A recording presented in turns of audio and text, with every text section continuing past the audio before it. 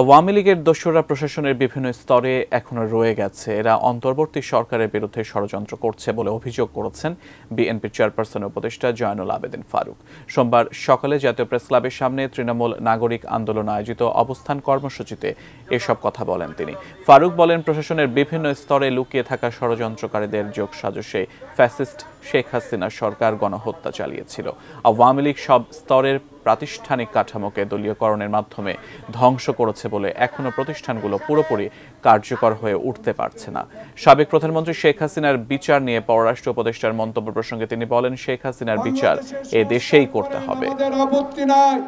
কিন্তু বাংলাদেশে আওয়ামী লীগ আবার বাংলাদেশের রাজনীতি করে বাংলাদেশের সংবিধান, বাংলাদেশের বিচার বিভাগকে ধ্বংস করে যাতে না দিতে পারে সেই দিকে নজর রাখতে হবে।